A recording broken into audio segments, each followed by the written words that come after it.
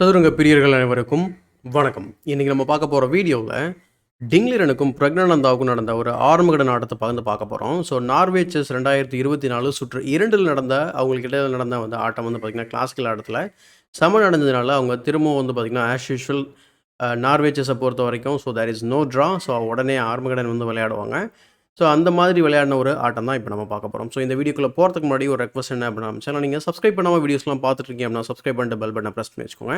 அதேமாதிரி நம்ம கிளப்பில் வீக்லி கிளப் டோர்னமெண்ட் நம்ம நடத்திக்கிட்டு இருக்கோம் சண்டே. அதில் முடிஞ்சால் நீங்கள் பார்ட்டிசிபேட் பண்ணுறதுக்கு ட்ரை பண்ணுங்கள்.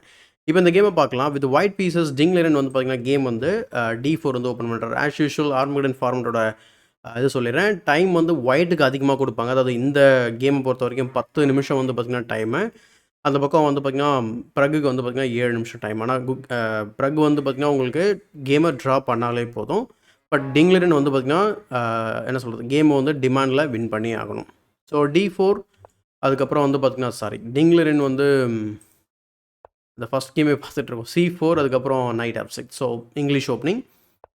ஸோ பான் டு G3 இமீடியட்டாகவே பார்த்திங்கன்னா பானை ஃபேன் ஷூட் பண்ணுறதுக்கு ட்ரை பண்ணுறாரு. ஜென்ரலாக இங்கிலீஷ் ஓப்பனிங்கில் பார்த்திங்கன்னா நைட் C3 தான் ரொம்ப ஃபேவரபுளான மூவ். அதுக்கு செகண்ட் காமன் மூவ் பார்த்திங்கன்னா பான் டு G3. ஸோ இவங்களோட ஐடியா பார்த்திங்கன்னா லைட் ஸ்கொயர்ஸை கண்ட்ரோல் பண்ணுறதா இருக்கும். ஸோ அப்படியே ஆப்போசிட்டாக பார்த்திங்கனாக்கா பிளாக் பீஸ் ஹேண்டில் பண்ணுறவங்க டார்க் ஸ்கொயர்ஸில் கண்ட்ரோல் பண்ணுறதுக்கு முயற்சி பண்ணுவாங்க. E6 பிஷப் G2 அதுக்கப்புறம் D5. D5க்கு அப்புறம் நைட் F3. நைட் F3க்கு அப்புறம் D4. ஸோ இந்த டார்க் ஸ்கொயர்ஸை எடுத்துக்கிறதுக்கு முயற்சி பண்ணுறாரு ப்ரக்கு. ஸோ கேன்சல் பண்ணிடுறாங்க. இந்த மாதிரியான பொசிஷன்ஸில் E3 ஒரு ஆப்ஷன். E3க்கு அப்புறம் D3 இங்கே விளையாடலாமா அப்படிங்கிறீங்க. கண்டிப்பாக விளையாட முடியாது. ஸோ ஜஸ்ட் இந்த D3 விளையாடிங்கன்னா உங்களுக்கு வீக்னஸ் தான் தேவையில்லாமல் க்ரியேட் ஆகும். அது ஈஸியாக ஒயிட்னால டார்கெட் பண்ண முடியும்.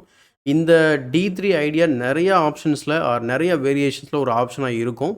பட் அது எல்லா இடத்துலையும் விளையாடவே முடியாது. ரொம்ப கஷ்டமான ஒரு மூவ். ஆனால் அது டெம்ப்டிங்காக இருக்கும் பார்க்குறதுக்கு, விளையாடலாம் அப்படின்ற மாதிரி. So pawn to C5. So fixing all the pawns dark squares.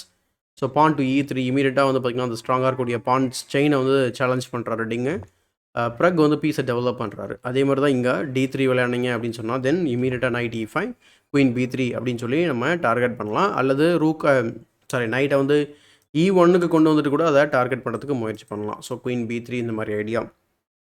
So night C6. So porn D3. So இனிமேல் அந்த பான் D3க்கு வரவும் முடியாது. ஸோ பிஷப் E7 டெவலப் பண்ணுறாரு. அதுக்கப்புறம் டிங் இங்கே E5ல ஓப்பன் பண்ணுறாரு, கேப்சர் பண்ணிவிட்டு. இந்த இடத்துல ஒரு விஷயத்தை நீங்கள் கவனிக்க முடியும். இங்கே பேஸ் பாயிண்டில் D3 ஒரு பேக்வேர்ட் பானாக இருந்தாலும் டிங்குக்கு பார்த்திங்கன்னா குயின் சைடில் ஒரு மெஜாரிட்டி இங்கே இருக்குது. ஸோ தட் மீன்ஸ் ஃப்யூச்சரில் அவரால் பாஸ் பான் குயின் சைடில் க்ரியேட் பண்ண முடியும் அப்படிங்கிறது தான்.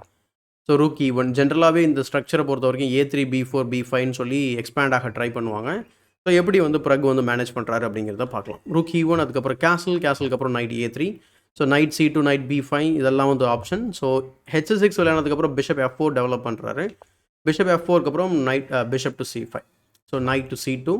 ஸோ நைட் டு C2க்கு அப்புறம் அவர் பார்த்திங்கன்னா நைட்டை ரீரோட் பண்ணி D6 ஸ்கொயருக்கு கொண்டு போகிறாரு. முக்கியமான விஷயம் பார்த்திங்கன்னா இந்த E5 பானை இன்வால்வ் பண்ண முயற்சி பண்ண பார்க்குறாரு. A3. ஸோ A3க்கு அப்புறம் ஆப்வியஸாக நம்ம இங்கே B4 வரப்போகுதுன்றது தெரியும். அதனால் ப்ரக் இமீடியட்டாக அதை ஸ்டாப் பண்ணுறாரு. ஸோ A5 மூலயமா அதை ஸ்டாப் பண்ணிடுறாரு. ஸோ இந்த இடத்துல நம்ம ரொம்ப அடம் பிடிச்சி நம்ம B4 விளையாடியே தீருவோம் அப்படின்னு சொல்லி நம்ம rook B1 pawn to B4 idea நம்ம ட்ரை பண்ணோம் அப்படின்னா இமீடியட்டாக பிளாக்னால A4 விளையாட முடியும். ஸோ அந்த காரணத்தினால அந்த மாதிரி பண்ண முடியாது. அதனால தான் இமீடியட்டாக பண்ண முடியாதுன்றதுனால அவர் B3 ஆடிக்கிறாரு. இப்போ A4 ஸ்கொயர் நமக்கு செக்யூராக இருக்குது. அப்போ நம்ம லேட்டராக ரூக் B1 B4ன்னு வர முடியும் அப்படிங்கிறது தான் ஐடியா.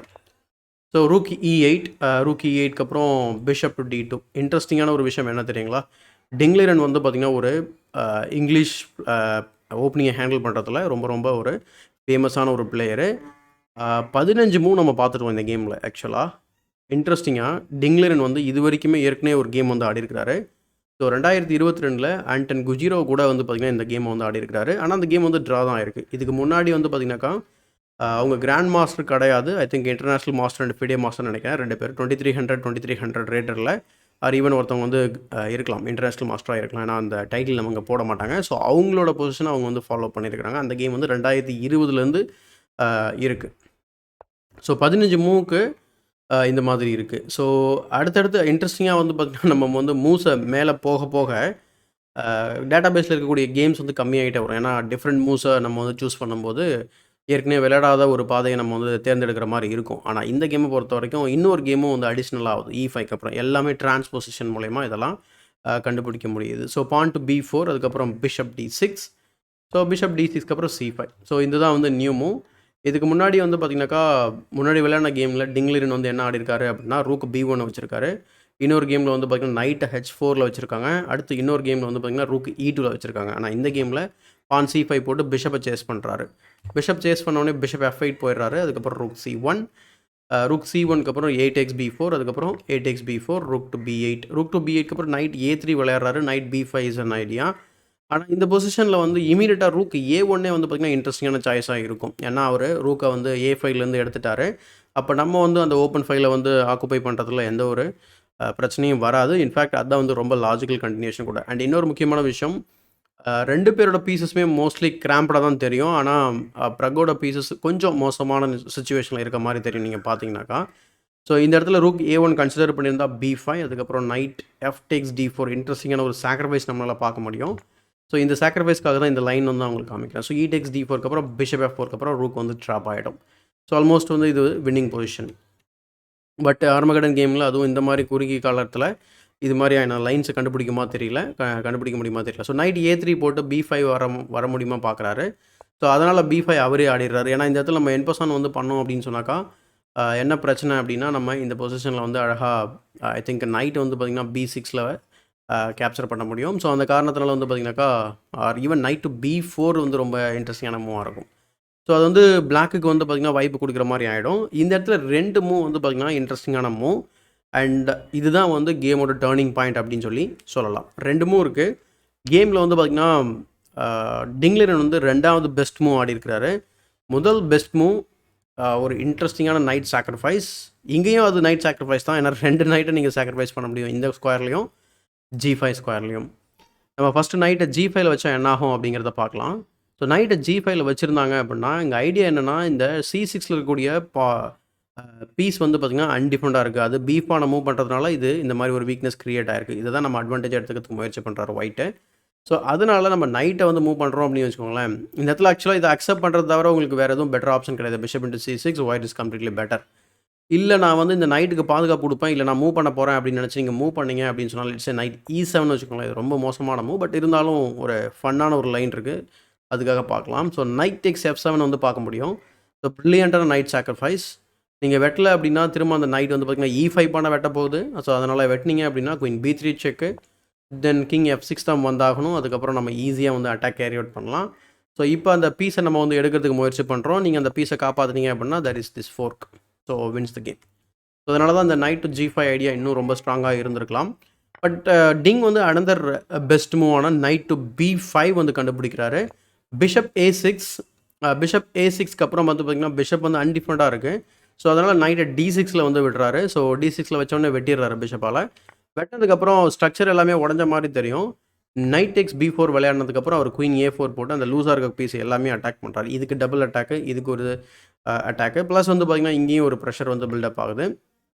இந்த ஃபோர்க்கில் போய் லேண்ட் ஆனாலுமே வந்து பார்த்திங்கன்னா ஒரு எக்ஸ்சேஞ்ச் அப்பு. பட் தேவையான அளவுக்கு வந்து பார்த்திங்கன்னா டிங்லிரனுக்கு வந்து காம்பன்சேஷன் வந்து இருக்குது.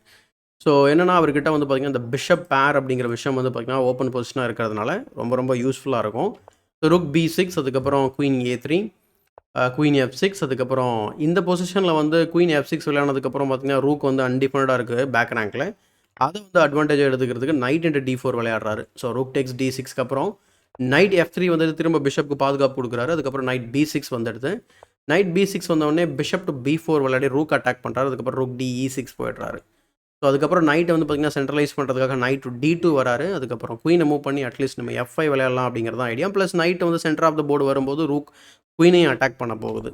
ஸோ நைட் E4 வந்ததுக்கப்புறம் அவர் வந்து பார்த்திங்கன்னா ஆக்சுவலாக F5 வந்து இங்கே kind of interesting move for black. But knight C5, rook F6, bishop C3ன்னு சொல்லி இந்த பானை வந்து தோக்குற மாதிரி இருக்கும். அதை பாதுகாப்பும் கொடுக்க முடியாது, உங்களால் புஷ்ஷும் பண்ண முடியாது. ஸோ பட் அவர் என்ன பண்ணுறாரு அப்படின்னா நைட் டு D5 வந்து ட்ரை பண்ணுறாரு. ஆனால் நைட் வந்து பார்த்திங்கன்னா இடத்துல பாதுகாப்பு இல்லாமல் இருக்குது. பட் ப்ரகோட ஐடியா என்ன அப்படின்னா நம்ம வந்து B4ல் இருக்கக்கூடிய பிஷப்பை வந்து வெட்டிக்கலாம் அப்படிங்கிறது அவரோட ஐடியா.